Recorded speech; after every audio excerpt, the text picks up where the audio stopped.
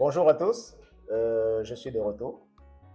Aujourd'hui c'est dimanche 7 décembre 2025. Aujourd'hui nous allons parler d'un sujet non moins important.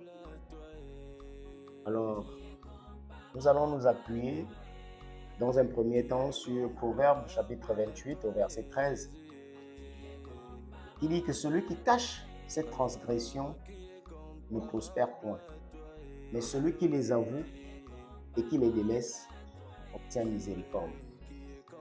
Dans ce que nous appelons Jésus t'appelle, Jésus t'interpelle, Jésus a besoin de toi. Jésus a besoin que tu sois vrai avec lui. Jésus a besoin que tu lui dises qui tu es, ce que tu fais de mal, et de le reconnaître lui comme étant le saint, comme étant le juste, comme étant l'excellent. Selon le passage que nous venons de prendre, dit celui qui cache ses transgressions ne prospère point, mais celui qui les avoue et qui les délaisse obtient miséricorde. Souvenez-vous, lorsque Dieu avait parlé à Josué, dans Josué 1 au verset 8, il est écrit que ce livre de la loi ne s'éloigne point de ta bouche. Médite-le jour et nuit pour agir fidèlement selon ce qui est écrit. C'est alors que tu auras du succès dans tes entreprises, c'est alors que tu réussiras. Donc la réussite et le succès dépendent de l'obéissance aux instructions de Dieu qui sont consécutives à l'abandon de notre mauvaise vie.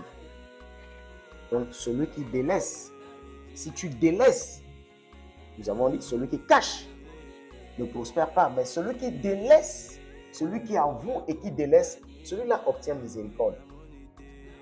Le péché est véritablement un problème, une situation qui peut t'éloigner de Dieu. Mais c'est une bonne nouvelle aujourd'hui de te dire que Dieu a réglé la question du péché à la croix, par le sacrifice de Jésus à la croix. Et donc il faut accepter Jésus-Christ comme Seigneur et Sauveur et abandonner. Et donc tu viens déposer maintenant à ses pieds tes péchés, reconnaître cet état, que je suis comme ça et je n'arrive pas à m'en débarrasser. Et d'ailleurs, dans Jacques 4 au verset 17, il dit que si tu sais faire le bien et que tu n'arrives pas à le faire, c'est un péché que tu commets. Par exemple, dans ton lieu de travail, il y a quelque chose que tu sais faire, mais volontairement, tu ne veux pas le faire. C'est un péché. Or, dans 1 Jean, chapitre 1, verset 9, il dit que si nous confessons nos péchés, il est fidèle et il est juste pour nous les pardonner et nous purifier de toute iniquité. Les hommes seront là pour te condamner, mais Dieu est là pour te justifier. C'est la bonne nouvelle. Ne cherche pas l'approbation des hommes, cherche l'approbation de Dieu. L'approbation de Dieu viendra à partir du moment où tu vas abandonner cette situation d'iniquité pour t'attacher à sa sainteté. Ça ne veut pas dire que tu ne pourras plus commettre des péchés. Mais au moment où tu vas commettre un péché, l'Esprit de Dieu en toi, ne supportant pas le péché, va te demander de te repentir. C'est pourquoi, dans Actes des Apôtres, chapitre 3, le verset 19, il est écrit « Repentez-vous donc et convertissez-vous pour que vos péchés soient effacés. » C'était la conséquence du message de l'apôtre Pierre lorsqu'ils avaient guéri par le Saint-Esprit un démoniaque. Et donc, les gens étaient ébahis. Les gens étaient émerveillés.